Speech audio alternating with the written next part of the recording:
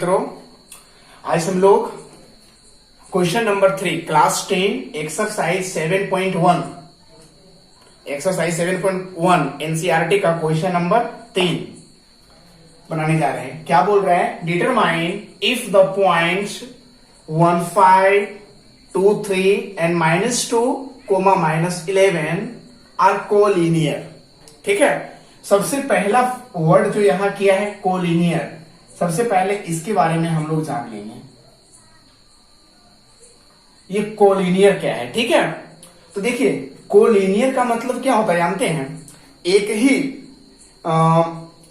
ही line पे 3 points, जैसे मान लेते हैं ये पॉइंट, ये 3 पॉइंट्स हैं ए बी सी, और ये तीनों पॉइंट्स क्या एक ही लाइन पे लाइज कर रहा है। ठीक है, तो दैट इज कॉल्ड कॉलिनियर। और हम लोग ये भी जानते हैं कि कॉलिनियर से कभी भी ट्राइंगल फॉर्म्ड नहीं होता है। क्लियर? तो याद रहे ये कॉलिनियर है। तो कॉलिनियर हमको डिटरमाइन करने बोल रहा है कि ये 3 कोऑर्डिनेट दिया हुआ है, ये और वो, ये 3 कोऑर्डिनेट दिया हुआ है, और बोल रहा है क्या, हमको शो करना है क्या कि ये तीनों कोऑर्डिनेट जो है ना वो कॉलिनियर है। ठीक है, तो कॉलिनियर का एक रूल होता है। ठीक है, ध्यान देंगे आप लोग। जैसे मान लेते हैं ये ए बी सी, ये तीनों पॉइंट है। ठीक है, तो ये कॉलिनियर कब होंगे जानते हैं? जब ये A B plus B C equal हो जाएगा ए सी। ठीक है, तब कॉलिनियर होंगे। मीन्स कहने का मतलब क्या हुआ? ए बी का जो डिस्टेंस होगा वो, बीसी का जो डिस्टेंस होगा वो इक्वल होगा किसका? एसी का डिस्टेंस। ठीक है, तब कॉलिनियर होगा। ऐसा क्यों? अगर ऐसा नहीं होगा तो, अगर ये फॉलो नहीं करेगा तो समझ लीजिए कि वो पॉइंट जो है एक लाइन में लाइट नहीं कर रहा है।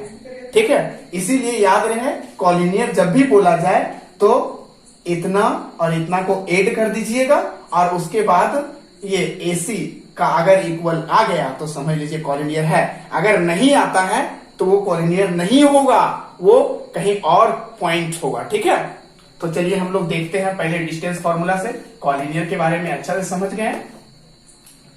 देखिए सबसे पहले हम लोग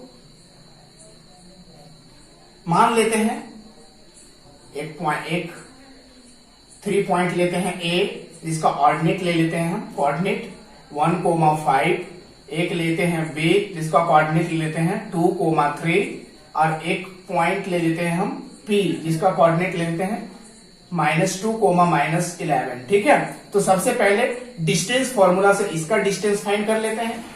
सिंस बाय डिस्टेंस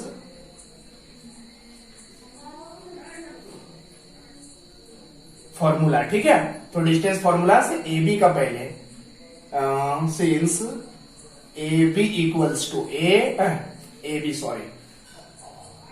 और पी, ए पी का डिस्टेंस फाइंड कर लेते हैं। ठीक है, तो फॉर्मूला क्या होता है? लिखना पड़ेगा x2 माइनस x1 का whole square plus y2 minus y1 का होल स्क्वायर। क्लियर?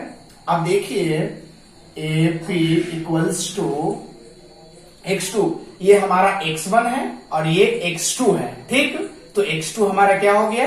-2, तो x2 के प्लेस पे हम लोग लिखेंगे -2। ठीक है, यहां माइनस फॉर्मूला में ऑलरेडी दिया हुआ है, इसीलिए माइनस यहां लिख देंगे।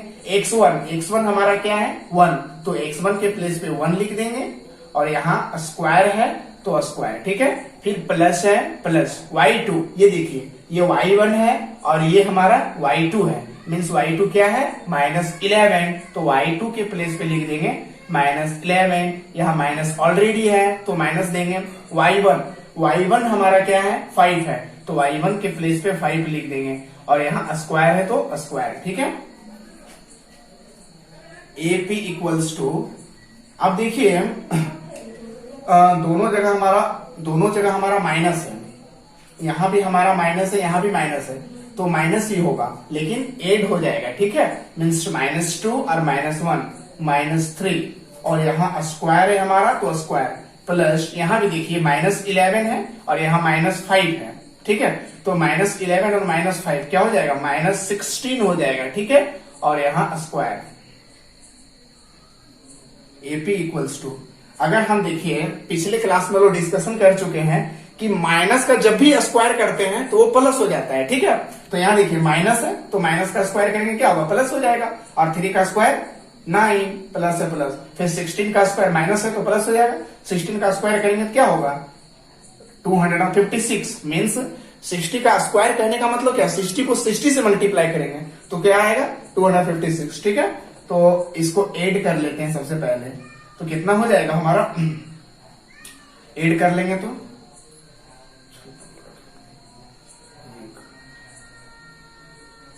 256 आ गया, 265 आ गया हमारा, ठीक है। अब देखते हैं इसका रूट निकलता है क्या, 265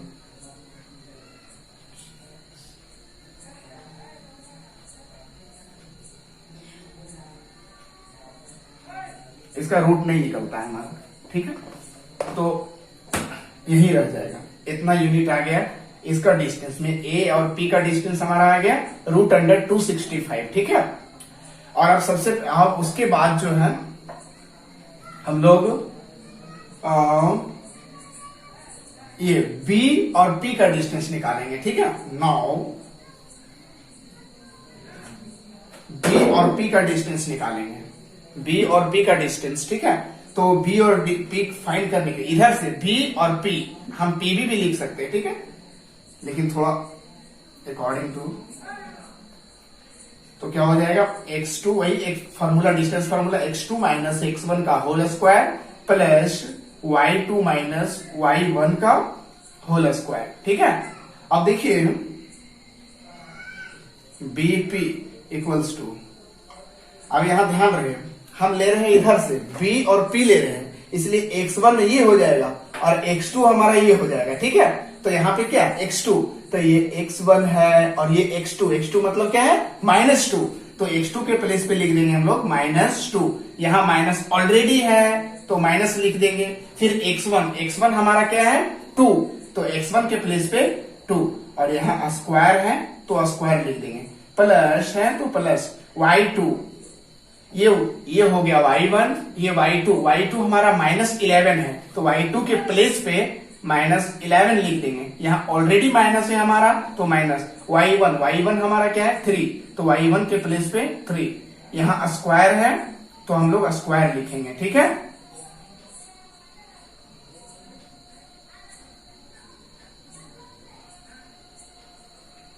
स्क्वायर लिखेंगे। अब यहां देखते हैं यहां फिर देखिए दोनों जगह माइनस है तो यहाँ -2 और -2 क्या हो जाएगा -4, और स्क्वायर है तो स्क्वायर, फिर प्लस है प्लस, फिर देखिए -11 और -3, माइनस का तो माइनस ही रहेगा, लेकिन यहाँ 11 और 3 क्या हो जाएगा 14, और यहाँ देखिए स्क्वायर है तो स्क्वायर। क्लियर। अब देखते हैं यहाँ पे हम लोग, देखिए यहाँ हम लोग BP